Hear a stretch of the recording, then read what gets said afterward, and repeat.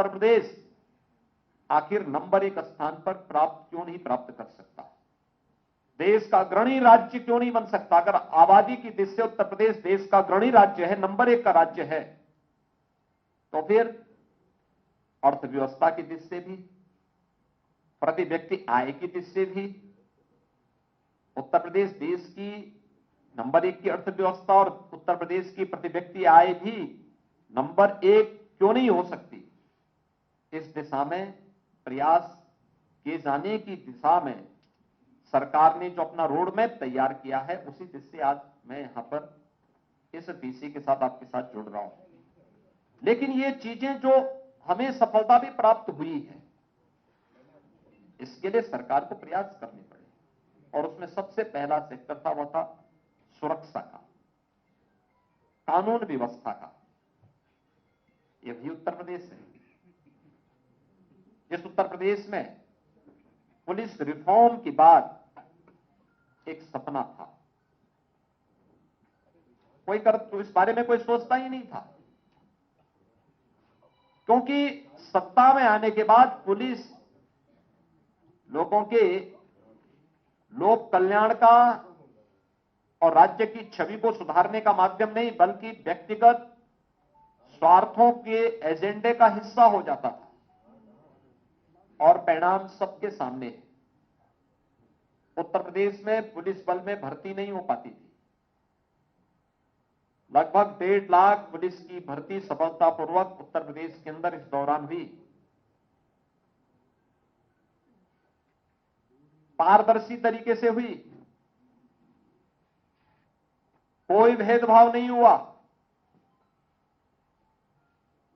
86,000 police कार्मिकों को इस दौरान, जो उनके वर्षों से लंबित प्रमोशन थे, उन प्रमोशन को भी इस दौरान संपन्न किया गया, और प्रदेश के अंदर जिस भर्ती पर उच्च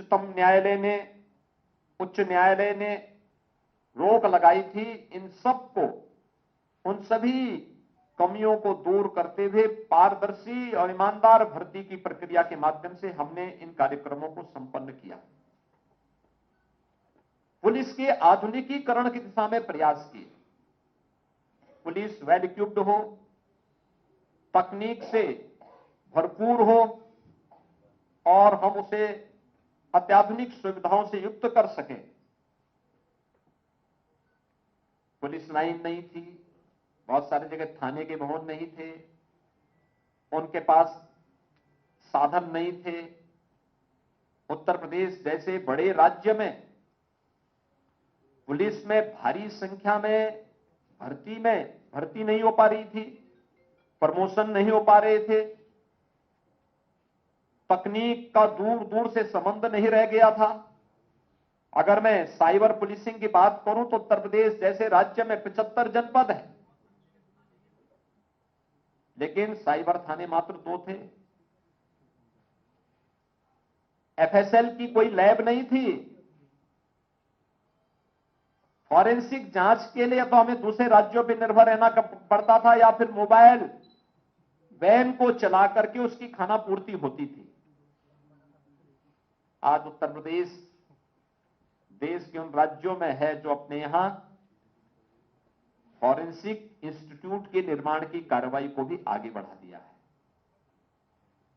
18 रेंज हैं, सभी रेंज में फॉरेंसिक लैब की स्थापना की कार्रवाई को आगे बढ़ा दिया है। 6 फॉरेंसिक लैब हमने क्रियाशील कर दी हैं, और इस कार्रवाई को तेजी के साथ आगे बढ़ाते हुए, जब महिला सशक्तिकरण की बात होती है, 1947 से लेकर के 2017 तक उत्तर प्रदेश पुलिस बल, जो देश के सिविल पुलिस का सबसे बड़ा बल है, इसमें महिला पुलिस कार्मिक मात्र 10, यानी जितने थी, आज उसके ठीक 3 गुना है। यानी 5 वर्ष में उसके 3 गुना महिला पुलिस कार्मिकों को भर्ती किया गया, उनकी ट्रेनिंग हुई, वे अपनी सेवाएं राज्य को दे रही हैं, महिला सुरक्षा का एक सशक्त नमूना प्रस्तुत कर रही हैं, और उसका परिणाम है कि उत्तर प्रदेश की सभी ग्राम पंचायतों में अब हम लोगों ने महिला पुलिस बीट अधिकारी की तैनाती भी कर दी है।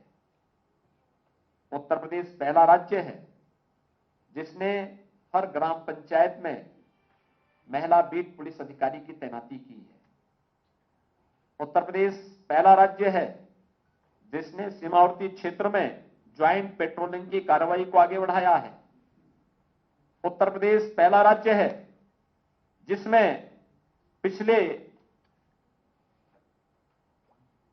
5 वर्ष में कोई दंगा नहीं हुआ, कोई आतंकी घटना नहीं घटित हुई। और उत्तर प्रदेश पहला राज्य है जिसने नई सूचना तकनीक का उपयोग करते हुए ई प्रोसिक्यूशन में सर्वाधिक कार्रवाई करते हुए देश के अंदर अग्रणी स्थान प्राप्त किया है। उत्तर प्रदेश के अंदर 1535 थाने हैं। सभी 1535 थानों में एंटी रोमियो स्क्वाड, महिला हेल्थ डेस्क पहले से स्थापित है। ये सफलतापूर्वक कार्य कर रही है। और प्रदेश के अंदर हम लोगों ने यह भी देखा है कि अपराध नियंत्रण में इससे कैसी सफलता प्राप्त हुई। जहां पिछली सरकारें रिफॉर्म करने में, पुलिस मॉडिफिकेशन करने में विफल थी क्योंकि वह पुलिस को अपना व्यक्तिगत टूल बना करके उसका दुरुपयोग करना चाहती थी, उससे ठीक इतर भारतीय जनता पार्टी की डबल इंजन की सरकार ने पुलिस में रिफॉर्म करने में कोई कोताही नहीं बरती। 4 पुलिस कमिश्नरेट हम लोगों ने लागू किए। पुलिस की अत्याधुनिक अवस्थापना सुविधाओं के विकास के लिए कार्य किया। हर पुलिस लाइन में पुलिस कार्मिकों के लिए आवासीय सुविधा, हर थाना में पुलिस कार्मिकों की आवासीय सुविधा, महिला और पुलिस कार्मिकों के लिए अलग अलग सुविधाएं, बैरक का निर्माण, पुलिस लाइन का निर्माण, नए थानों का निर्माण, फायर टेंडर का निर्माण, ये सभी कार्रवाई को भी उच्च स्तर पर आगे बढ़ाया। और प्रदेश के अंदर इसका परिणाम है कि वर्ष 2016 से अगर हम 16-17 की तुलना हम 20-21 से करें तो प्रदेश के अंदर जो एनसीआरबी का, national crime bureau of India की जो डाटा है उसके अनुसार डकैती के मामलों में लगभग 58%, लूट के मामले में 64%,